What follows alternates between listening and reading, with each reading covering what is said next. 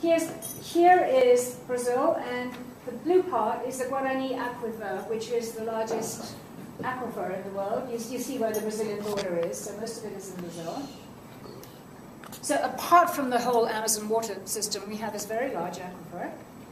And here's another exciting one. An aquifer has only just been named this year, 2011. It's called the Hamza River Aquifer. It's actually underneath the Amazon River. It's a new aquifer. They don't know exactly how large it is. It's called Hamza, it should be called Amazon, I think, but it's called Hamza after Dr. Hamza, who discovered it. Fair enough, I guess. So there you see all the water systems, why it is such an intensely water-rich country. But because there's so much water and so much forest, people are wasteful. And only now is the government beginning to come to grips with the whole question of managing water properly. Saving water in the semi-arid region in the north, that dry region where most of the slave laborers came from. It's a very, very droughted region. And they've had this program called Let's Build 1 Million Water Tanks. It's been extremely successful for people because when it does rain, which is very rare, they had no way to store the water, so it would just, erode the soil again. They have, I think, built something like, it's a government program carried out together with non-profits, and they give priority for women-headed households because, research shows that extreme poverty is associated with women-headed households and young children. On the cisterns, are they also doing some appropriate technology like building roofs that collect water, like in the Bahamas and things? Yes. Because some people may not know this. It's actually illegal in Denver to collect your water and put it in tanks. Water rights belong to somebody else. Somebody else owns the rainwater? Yes. Yes. And the groundwater. And the groundwater. So you can't. So you can come to my house and you can find a gross violation of the Denver laws, but I haven't been busted yet. So now we know. Now you know. You can go ahead and report we me won't next tell, time. but we won't tell. So I was glad because that's the other piece. And when you go to places like islands, I was always amazed at the technology, simple technology, be there for hundreds of years of collecting water from the roofs because that's all they have. So the appropriate technology to go with this. Yes, okay. Not just the systems. Okay. Good point, thanks. So they're heading for 1 million, they built 300,000, so they're coming along.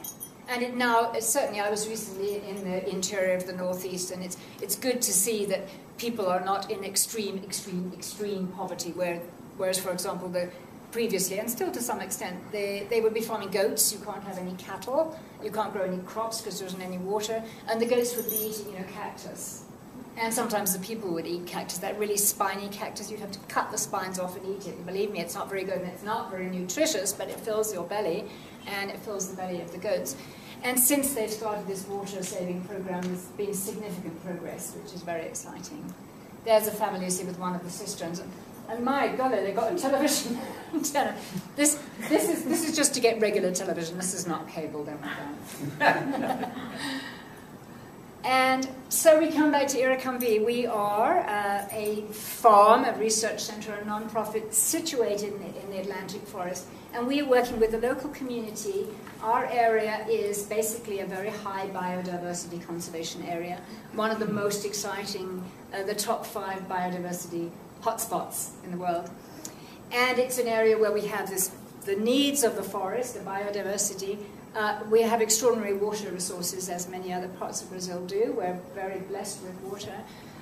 We have small farmers, family farmers, who are growing coffee and are having a hard time making ends meet as the price of coffee goes down to them. And so we're looking at ways in which we can diversify the small farm economy. What do we farm? Well, we farm coffee. What else do we farm? Well, we're now farming water. And this is very exciting, and I'll tell you quickly how it works.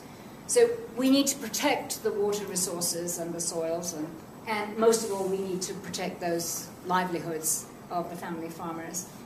And the Brazilian government has started this program called the Produtores de Água, the water producers. It's modeled on New York City. Anybody here from New York City? Okay, can you tell us? I know this. Can you tell us about the New York City water program? I know this is the best tasting water. Yes, do you know why? Comes from upstate. Comes from my state and held in huge Underground reservoirs and outside. Aren't there limitations on like the kinds of chemicals that can be used by farmers in sort of upstate New York in that watershed area? Yeah, well, New York City has been paying farmers, you know, to preserve the water up in the Catskills. And the New York City water actually really does taste good. And it is not processed.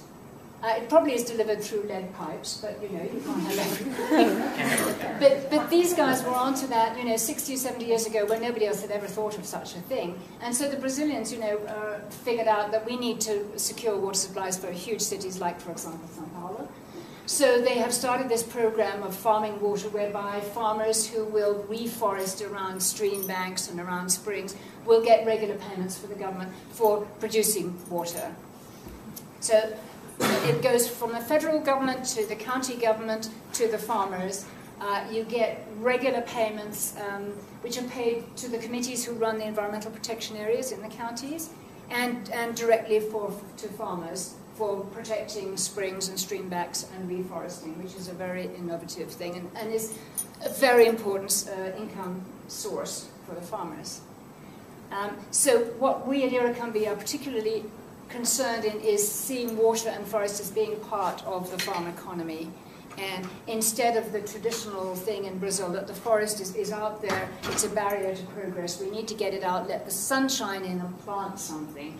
How can we make money out of the standing forest? And if you have standing forest, of course, you will have water. If you cut the forest, you're upsetting the water. So we're trying to balance all these things.